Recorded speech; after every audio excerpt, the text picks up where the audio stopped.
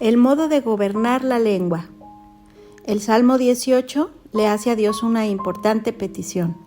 Oh Señor, que te sean tan agradables las palabras de mi boca, y para ello que te sean agradables también los pensamientos de mi corazón. La lengua del ser humano, para que se contenga dentro de los límites de la prudencia, debe ser gobernada cuidadosamente, porque todos somos inclinados a hablar más de lo debido y a decir lo que no conviene. O como dice el apóstol Santiago, los seres humanos somos capaces hasta de domar las mismas fieras, pero lo único que no logramos dominar completamente es la propia lengua. El mucho hablar proviene casi siempre de una falta de dominio de sí mismo. Y así como no se logra tener control de la lengua, así tampoco se logra controlar otras inclinaciones indebidas de la naturaleza. El mucho hablar proviene también del gusto que se siente por escucharse a sí mismo, olvidando que los demás no sienten al oírnos la misma satisfacción que nosotros sentimos al hablar. De estos sacos llenos de palabras no hay que confiarse mucho, dicen los psicólogos. El hablar en demasía puede provenir de que estamos muy enamorados de nuestro propio parecer y queremos imponerlo a otros, pretendiendo dominar en la conversación y que todo el mundo nos escuche como maestros. La locuacidad es la costumbre de hablar demasiado. Trae dañosas consecuencias. Lleva a la pereza. El locuaz tiene más larga la lengua que la mano, dice el refrán, con lo cual se quiere decir que sus obras no equivalen a sus palabras.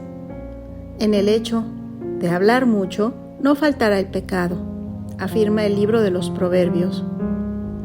Es que la locuacidad lleva a decir mentiras, a murmurar, a contar lo que ya se debería callar, a pronunciar palabras inútiles y hasta dañosas. Con razón, recomendaba San Bernardo, hay que comprarle a Dios con la oración y la gracia de hablar para hacer mucho bien y nunca el mal. No nos alarguemos en conversaciones demasiado prolongadas con personas que demuestran que se cansan de nuestro mucho hablar. Y aún con aquellas gentes que son muy educadas y nos escuchan con aparente atención, tratemos de no cansarlas con una exagerada palabrería. Ojalá toda persona que trate con nosotros quede con deseos de volver a escucharnos y que nadie tenga que alejarse de nuestra presencia con indigestión intelectual de tanto oírnos hablar. Hemos de tener cuidado con el énfasis. Se llama énfasis a darle demasiada fuerza a las expresiones que decimos. Esto y el hablar con voz muy fuerte produce disgusto en quien nos escucha, porque demuestra que tenemos exagerada seguridad en lo que afirmamos y que queremos imponer lo que estamos diciendo, y eso es vanidad. No hay que hablar jamás de sí mismo, ni de las propias cosas o de los propios familiares, sino cuando haya una verdadera necesidad de hacerlo. En estos casos hay que proceder con gran moderación y ser lo más breves posible.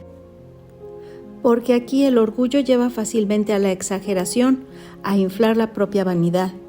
Si oímos que alguien goza de hablar de su propia persona, de sus familiares y de sus acciones, no por eso le despreciemos, pero tengamos cuidado de no imitarle primero. También es importante ni siquiera hablar de nosotros mismos para despreciarnos o disminuirnos, porque el amor propio es tan traicionero que con tal de hacernos hablar de nuestra propia persona, no le interesa que sea con pretexto de despreciarse, que al fin y al cabo lo que busca es aparecer y ser protagonista, aunque tenga que usar el disfraz del propio desprecio.